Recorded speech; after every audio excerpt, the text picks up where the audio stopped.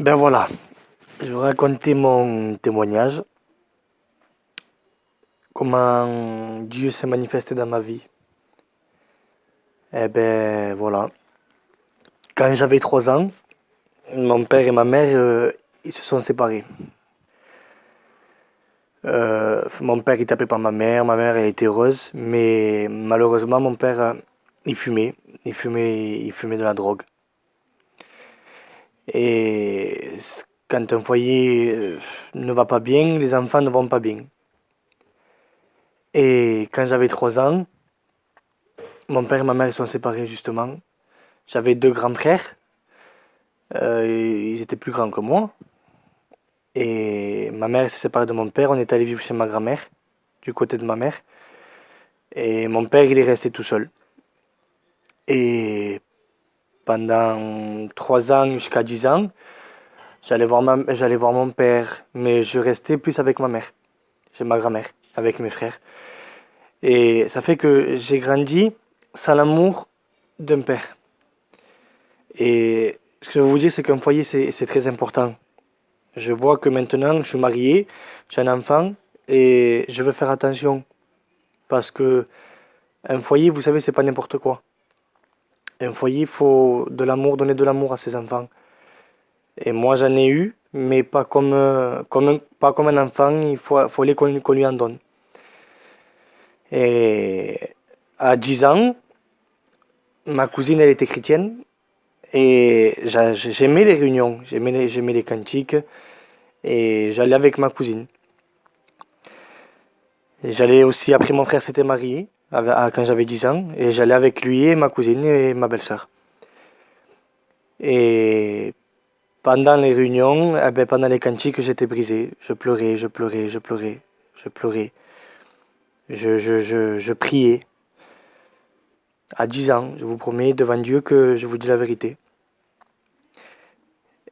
Et le diable, il en a profité. Il en a profité parce que Jésus, il dit, laissez venir à moi les petits enfants. Et ça, le diable, il le sait. Et une chrétienne de l'église, elle avait parlé, elle avait dit, ce petit, il se fait trop remarquer dans les églises. Il pleure toujours quand il y a les cantiques, il se fait trop remarquer. Et ça, ben, moi, je m'étais dit, mais ça, c'est des chrétiens, à 10 ans. Et c'est allé de bouche en oreille, et c'est allé dans les oreilles de ma mère. Et ma mère, elle voulait plus me laisser aller dans les réunions. Mais bon, comme quoi que je vous dis que c'était pas ma mère qui commandait, c'était Jésus. De 10 ans à 14 ans, j'ai recommencé. Après, j'ai commencé à fumer. J'ai commencé à fumer. Les fréquentations, vous voyez, ça n'apporte rien de bon. Surtout les fréquentations de maintenant de ce monde.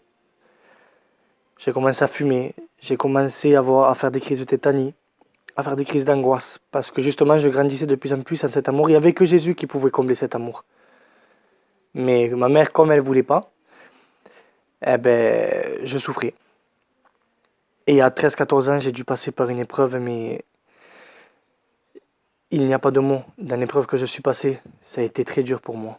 Ma famille était là pour moi. Ils ont pu cesser mes larmes. Ils ont pu être là pour moi. Mais ils n'avaient pas cette solution. Cette solution, je pouvais que la trouver dans les mains de Jésus.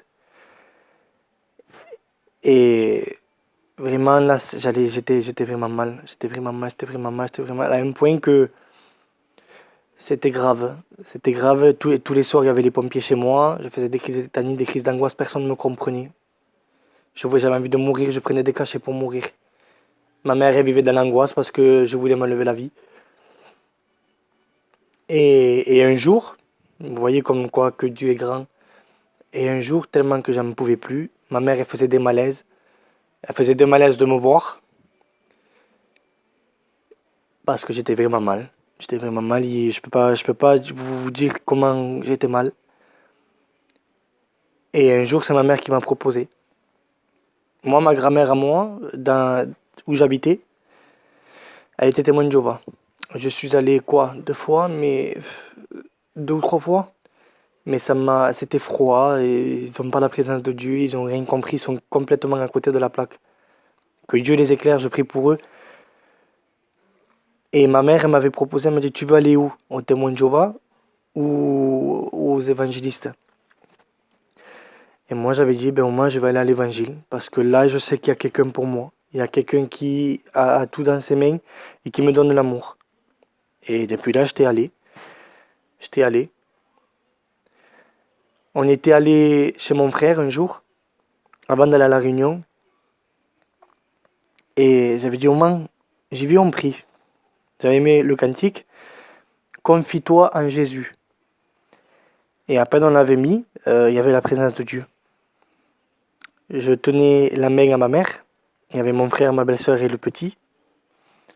Et d'un coup, le Seigneur, il a fait ouvrir ma bouche, mais d'une puissance. Il y a un verset qui dit dans la Bible, quand le malheureux crie, l'Éternel l'entend, et il le délivre de toutes ses détresses. Ah ben moi, je dis que sa parole s'accomplit. Parce que je ne la connaissais pas, la Bible, mais j'avais crié de toutes mes forces, de tout mon cœur, de toute mon âme. Et le Seigneur, il m'a délivré de toute ma détresse. Je savais qu'il était vivant, je savais qu'il avait fait quelque chose pour moi. Mais c'était tout planifié. Ma vie, elle était planifiée pour le plan de Dieu, justement.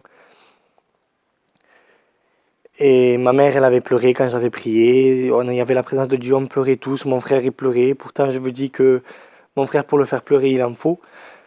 Eh ben, la présence de Dieu, comme quoi, qu'elle fait fléchir les genoux les plus durs. Et on était ce soir-là, j'avais dit à mon frère, j'y vais, on va dans une réunion. J'étais allé dans une réunion et comment Dieu s'est manifesté dans ma vie. Une prophétie, elle s'était levée, elle avait dit oui, j'ai vu ce que tu as traversé dans ce monde, mais ne t'inquiète pas, je suis ton Dieu, je suis avec toi, et la solution, je l'ai pour toi. Et depuis là, ben, je savais que Dieu était vivant, je le savais, j'étais convaincu.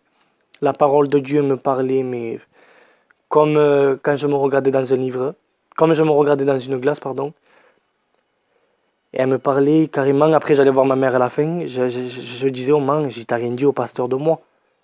Elle me disait non, non. Elle m'a dit, mais t'es fou. Comment je vais dire ta vie, toi, au pasteur que je connais pas? C'était Dieu qui me parlait. Et depuis là, j'ai pas lâché la main de Dieu. Parce qu'il y avait que lui. Il y avait que lui pour me combler de cet amour qui manquait dans mon cœur. Maintenant, je suis heureux. Je suis l'homme le plus heureux du monde. Oui, j'ai des combats, comme tout le monde. Parce qu'une vie chrétienne, c'est pas toujours rose. Il y a des hauts et des bas. Mais il est avec nous. Il est avec nous jusqu'à la fin des jours. Jusqu'à la fin du monde. Jusqu'à qu'il vienne nous rechercher. Et j'attends son retour. Pour voir la face de celui qui m'a sauvé. Sauvé de mon péché. Sauvé de cette détresse. Qui m'a donné tout cet amour. Je veux le voir. Voilà. Et je vous dis, soyez sensibles à l'esprit. Ceux qui ne connaissent pas Dieu, soyez sensibles. Ça sert à rien d'être orgueilleux. L'orgueil, ça mène à rien. Avec l'orgueil, tu souffres. Qu'avec l'amour, tu es joyeux. Sois sensible à l'Esprit de Dieu. Voilà. Que Dieu te bénisse et t'éclaire. Amen.